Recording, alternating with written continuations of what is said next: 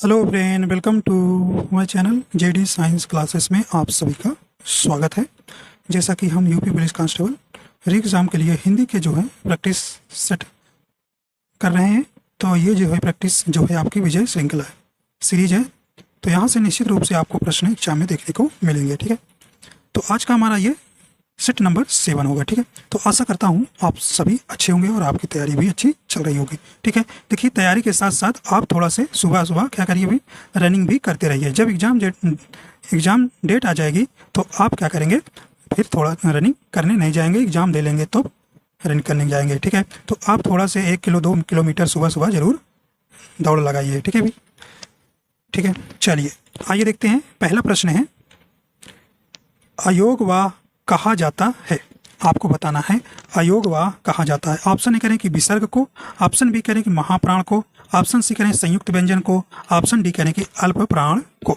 यहाँ पे right answer आपका हो जाएगा, सही ऑप्शन कौन सा हो जाएगा भाई, ऑप्शन नंबर ए आपका यहाँ सही हो जाएगा, विसर्ग को। ठीक है, तो अयोगवाह की संख्या कितनी है, 2 होती है। ठीक है, कौन कौन, अन और आह। ठीक है, तो ये आपको ध्यान रखना है। तो इस प्रकार आपको ध्यान रखना है, तो ऑप्शन नंबर ए आपका सही हो जाएगा।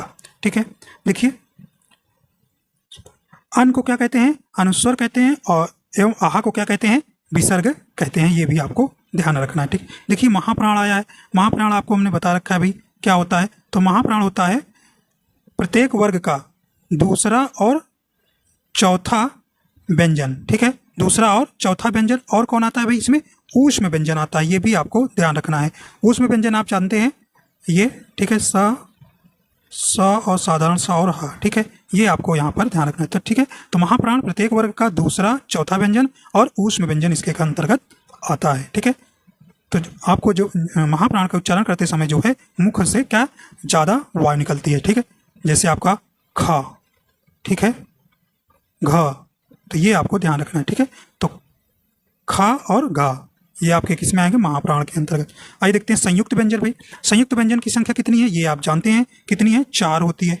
ठीक है, कौन कौन से, छ, ठीक है, और कौन सा, स्र, ज्ञा और त्रा। ठीक है, ये आपको 4 जो हैं संयुक्त व्यंजन होते हैं। ठीक है, देखिए छ जो है जानते हैं आप, का हलंत स्रा से बना हुआ है।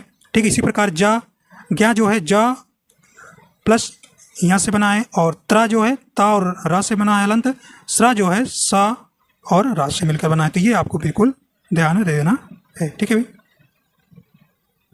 तो अल्प प्राण या अल्प प्राण आप, ठीक है, ये आप जानते हैं भी, अल्प प्राण होता है प्रत्येक वर्ग का पहला, तीसरा और पांचवा वर्ग। ठीक, और अंतस्थ व्यंजन आता है अल्प प्राण के अंतर्गत।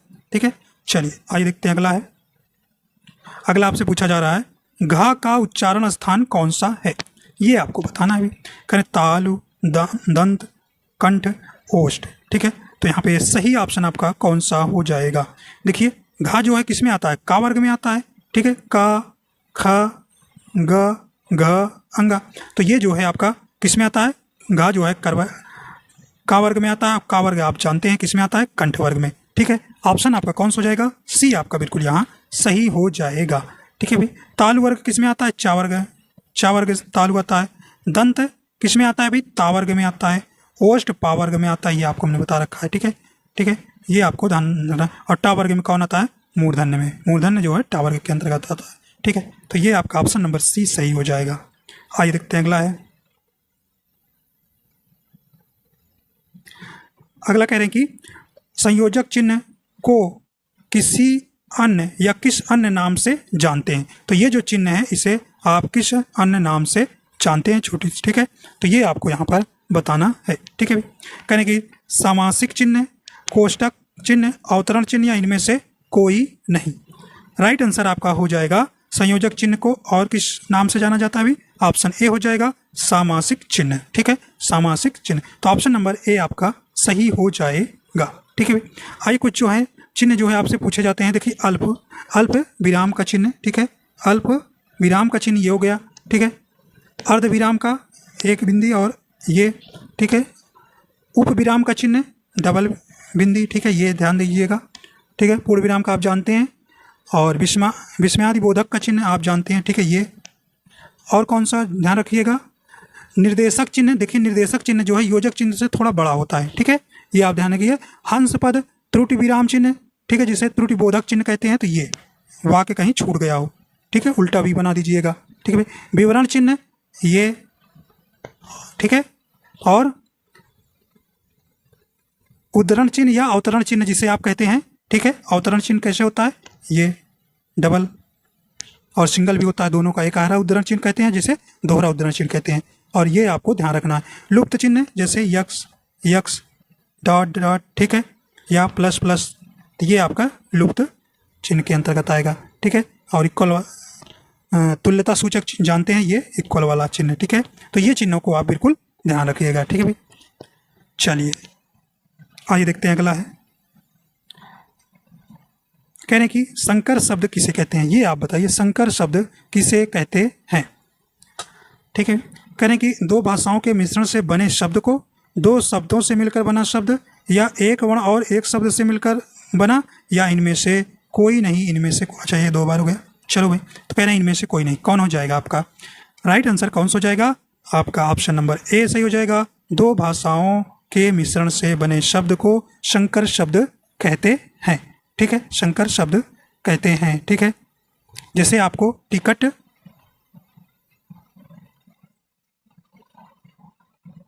टिकट घर, टिकट घर, देखिए टिकट जो है अंग्रेजी भाषा का शब्द है और घर जो है हिंदी भाषा का शब्द है, ठीक है।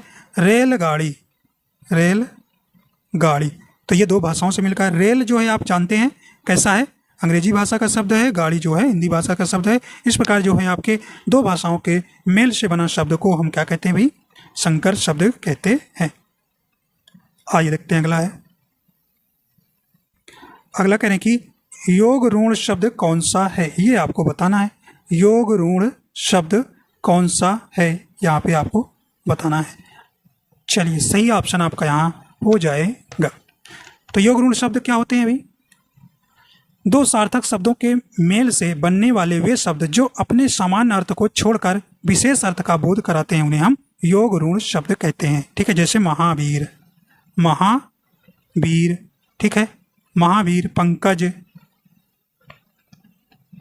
पंकज, ठीक है, ये जो है, तो महावीर मतलब महा मतलब बहुत, वीर मतलब बलवान, बहुत बलवान, ठीक है। पंकज माने, पंकज माने कीचड़, पंक माने कीचड़, जा माने से जन्म लेने वाला, अर्थात कमल का फूल हो गया। तो यहाँ पे आपका कौन सा हो जाएगा योग ऋण शब्द, इसमें आपको पहचानना क्या नहीं है, योद्धा, दशानन, राक्षस या सुर। राइट आंसर आपका कौन सा हो जाएगा, तो ऑप्शन नंबर आपका यहाँ बी नंबर सही हो जाएगा, दशानन, ठीक है। देखिए रचना या व्युत्पत्ति के आधार पर शब्द के कितने भेद हैं, ये भी आपसे पूछा जाता है, तो 3 होते हैं भाई। कौन सा, योग ऋण शब्द, ठीक है, और कौन, यौगिक शब्द, यौगिक शब्द, ठीक है, ये आपको ध्यान रखना है।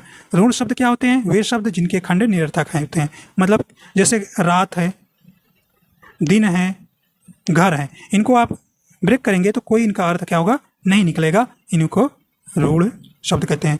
यौगिक शब्द भी शब्द, इनका शाब्दिक अर्थ है क्या, मेल से बना शब्द। यौगिक शब्द के कभी एक खंड और कभी दोनों खंड सार्थक होते हैं, ठीक है। चलिए आइए देखते हैं अगला है,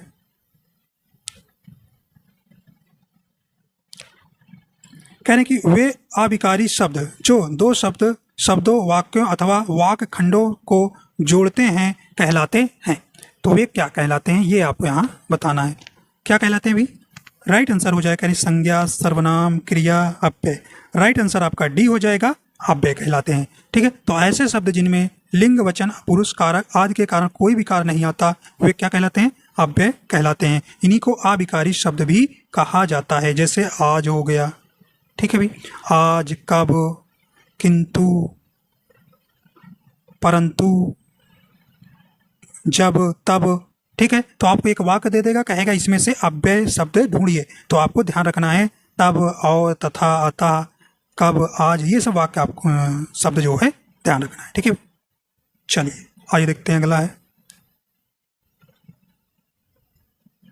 अगला आपसे पूछा जा रहा है रेलगाड़ी शब्द है, कहें तद्भव है, विदेशी है, देशज है, शंकर है।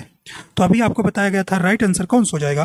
देखिए रेलगाड़ी, रेल जो है दो भाषाओं से मिलकर बना है, ठीक है, अंग्रेजी और हिंदी से। तो यहाँ पर अभी आपको बताया गया जो दो ऐसे शब्द जो दो भाषाओं से मिलकर बने होते हैं उन्हें हम संकर शब्द कहते हैं। ऑप्शन डी आपका सही हो जाएगा।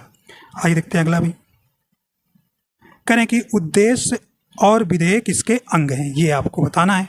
सही ऑप्शन आपका हो जाएगा करें वाक्य के, रचना के, शब्द के, अर्थ के।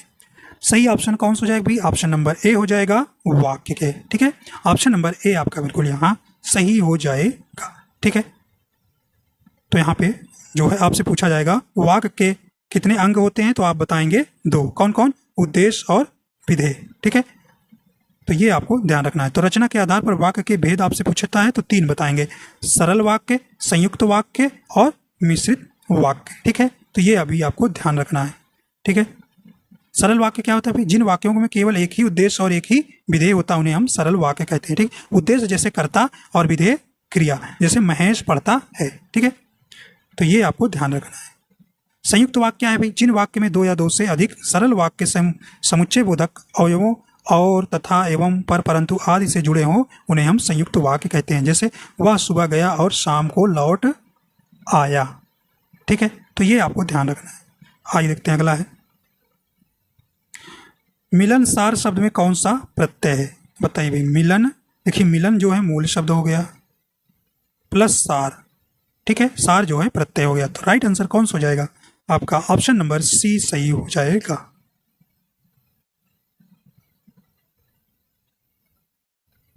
आइए देखते हैं अगला है, ईश्वर तुम्हें दीर्घायु दे, अर्थ के आधार पर वाक्य का भेद बताइए। ठीक है, तो अर्थ के आधार पर वाक्य कितने होते हैं जानते हैं आप? 8 होते हैं। तो यहाँ पे आपको बताना है ईश्वर तुम्हें दीर्घायु दे।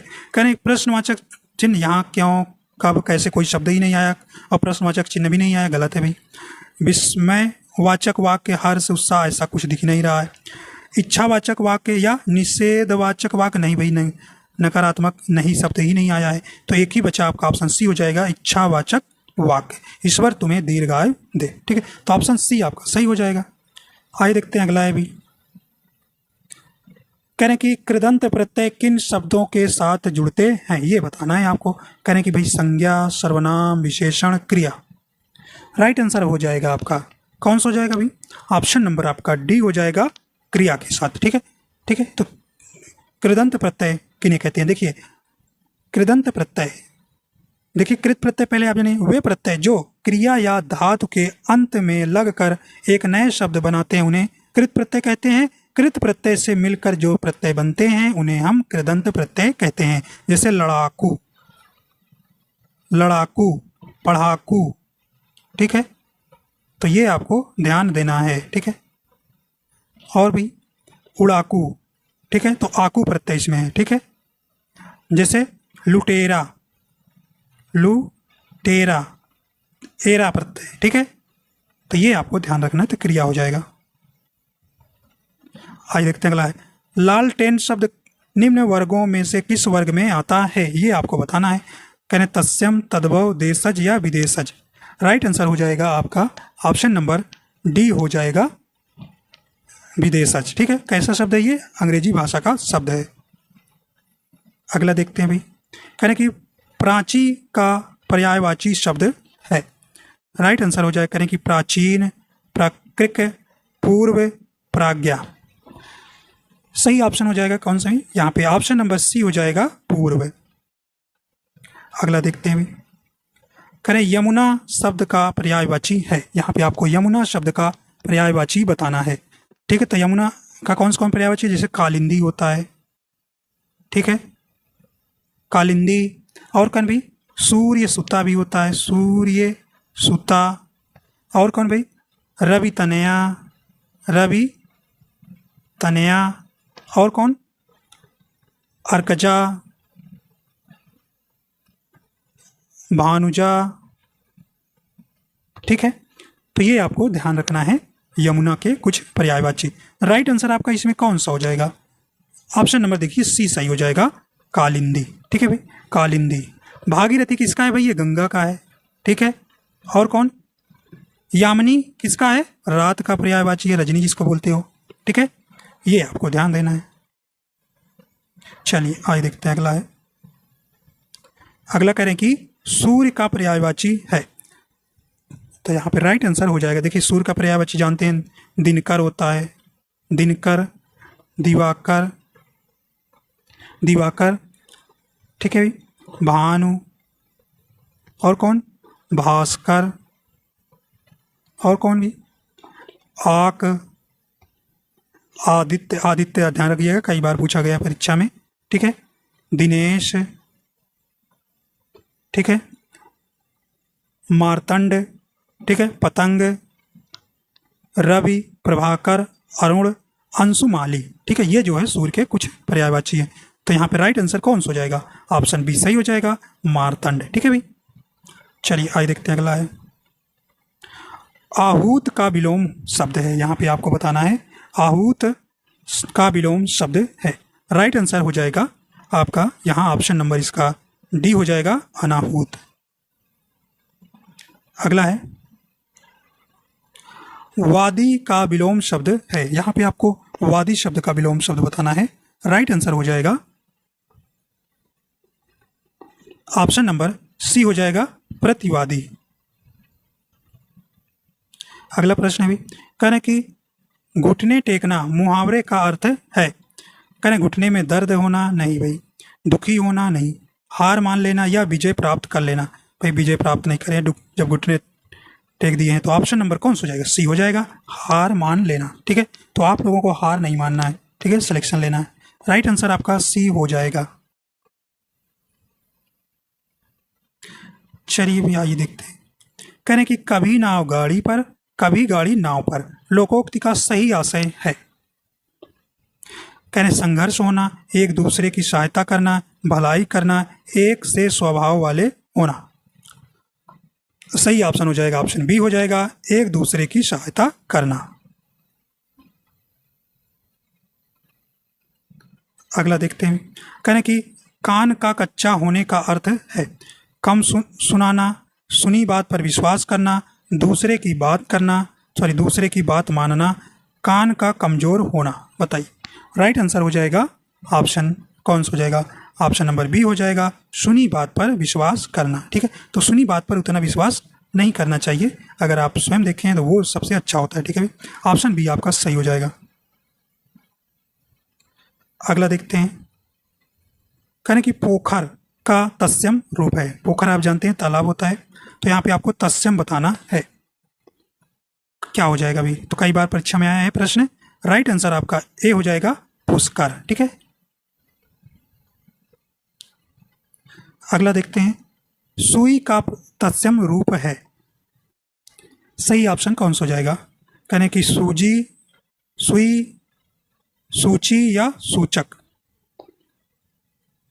राइट आंसर आपका ऑप्शन नंबर सी हो जाएगा, सूची। अगला है, शुद्ध वर्तनी वाला शब्द है, राइट आंसर हो जाएगा कौन सा हो जाएगा, धोबिन का आपको शुद्ध वर्तनी वाला शब्द बताना है। राइट आंसर ए हो जाएगा, धोबिन। अगला है, शुद्ध वर्तनी वाला शब्द है, यहाँ पे आपका सही ऑप्शन हो जाएगा जीजी बिसा। राइट आंसर कौन सा हो जाएगा, ऑप्शन नंबर बी हो जाएगा, ठीक है।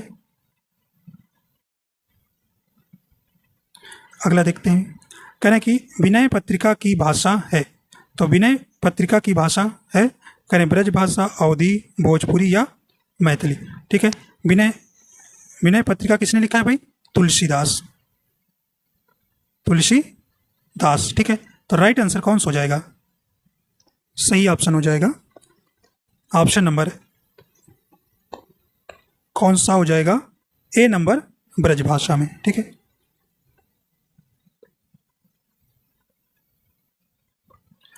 लखनऊ क्षेत्र में बोली जाती है, करें अवधी, ब्रज, बुंदेली या बघेली। तो लखनऊ क्षेत्र में कौन सी भाषा बोली जाती है आपसे पूछा जा रहा है,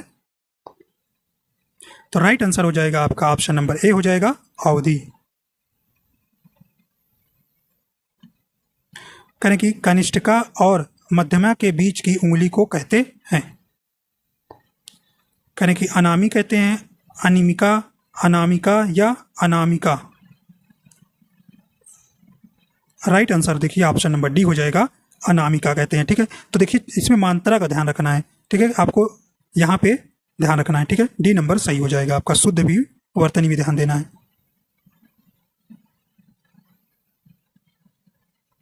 कह रहे जिसकी पूर्व से कोई आशा ना हो वाक्यांश के लिए उपयुक्त शब्द होगा। कौन सा हो जाएगा? सही ऑप्शन आपका हो जाएगा ऑप्शन सी हो जाएगा, अप्रत्याशित।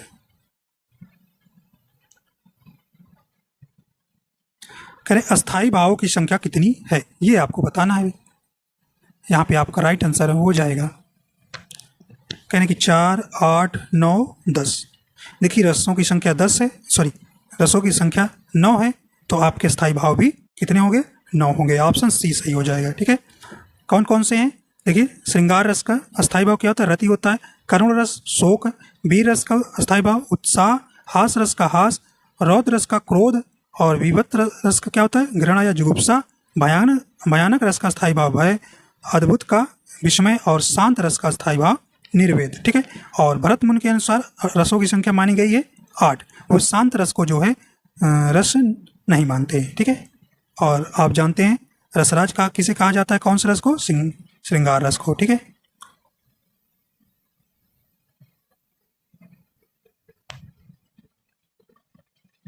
अगला देखते हैं।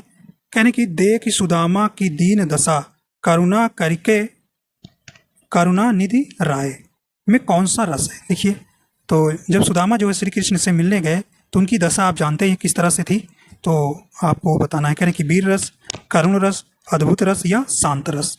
सही ऑप्शन आपका हो जाएगा। तो कौन सा हो जाएगा भाई? यहाँ पे दुख हो रहा था, तो यहाँ पे ऑप्शन नंबर बी हो जाएगा, करुण रस है। ठीक है, करुण रस। उनकी दशा देखकर उन्हें बहुत दुख हुआ कि मेरा मित्र कैसे इस दशा में मुझे मिला। ठीक है, तो ऑप्शन बी आपका बिल्कुल यहाँ सही हो जाएगा। ठीक है भाई, तो करुण रस का अस्थायी भाव क्या होता है? शोक होता है। ठीक है, शोक होता है। वीर रस का उत्साह होता है। ठीक है, अद्भुत रस का विस्मय होता है, और शांत रस का निर्वेद होता है। ये कई बार परीक्षा में आया था, मैंने आपको पहले भी बता रहा था ये जरूर आएगा अस्थायी भाव निर्वेद का, ये आपके एग्जाम में आया भी था। ठीक है, कह रहे कि चरण कमल बंदो हरिराई में कौन सा अलंकार है? ये आपको यहाँ पे बतलाना है। सही ऑप्शन आपका कौन सा हो जाएगा? कह रहे श्लेष अलंकार, उपमा अलंकार, रूपक अलंकार या अतिशयोक्ति अलंकार। ठीक है, तो यहाँ पे राइट आंसर हो जाएगा। ठीक है, तो यहाँ पे राइट आंसर हो जाएगा ऑप्शन सी हो जाएगा, रूपक अलंकार। ठीक, तो रूपक अलंकार क्या होता है? जहाँ पर उपमेय और उपमान में कोई अंतर न दिखाई दे वहाँ जो है कौन सा अलंकार होता है?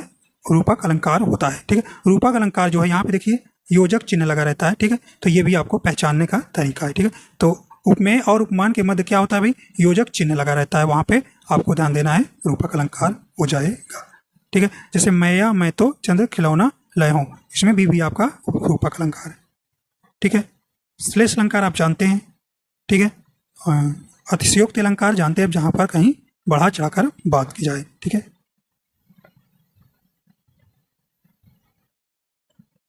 करें कि नवल सुंदर श्याम शरीर में कौन सा अलंकार है? ये आपको बताना है। करें उल्लेख अलंकार, उपमा अलंकार, अनुप्रास अलंकार, रूपक अलंकार। ठीक है, राइट आंसर कौन सा हो जाएगा? तो देखिए ऑप्शन नंबर कौन सा हो जाएगा? ए नंबर आपका यहाँ सही हो जाएगा, उल्लेख अलंकार। भाई उल्लेख अलंकार क्या होता है? जब एक वस्तु का अनेक प्रकार से वर्णन किया जाए तो वहाँ पर उल्लेख अलंकार होता है। ठीक है, तो यहाँ शरीर को जो है नवल माने जानते हैं नया, ठीक है, या नवीन या अनोखा और बढ़िया जिसे कहते हैं। ठीक है, सुंदर जानते हैं, श्याम जानते हैं, तो शरीर को जो है अनेक प्रकार से वर्णन किया गया है, नवल के रूप में, सुंदर के रूप में और श्याम के रूप में। इस प्रकार यहाँ उल्लेख अलंकार होगा। ठीक है, देखिए अनुप्रास अलंकार का हमने बताया कैसे आप पहचानेंगे। ठीक है,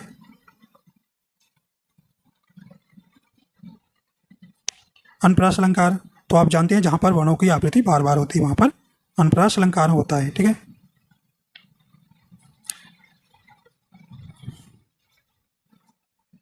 आइए देखते हैं अगला है। करें कि भूतनाथ के रचयिता कौन है? राइट आंसर आपका यहाँ हो जाएगा ऑप्शन नंबर बी हो जाएगा, देवकी नंदन खत्री हैं।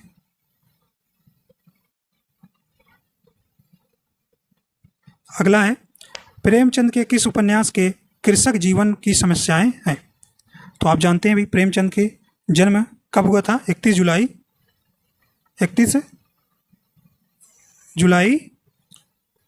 1880 को जो है लमही बनारस में हुआ था। ठीक है, वाराणसी भी जा कर दीजिएगा। ठीक है, तो इनका जन्म स्थान याद रखिएगा, पूछा गया था। तो आपसे पूछा जा रहा है प्रेमचंद के किस उपन्यास के कृषक जीवन की समस्याएं हैं? सही ऑप्शन हो जाएगा, ऑप्शन बी हो जाएगा, गोदान। ठीक है, तो इनकी सभी रचनाएं हैं, गबन, गोदान, निर्मला और रंगभूमि। ठीक है, सौदे वतन। अगला है, हिंदी का पहला उपन्यास किसे माना जाता है? ठीक है, हिंदी का पहला उपन्यास किसे माना जाता है?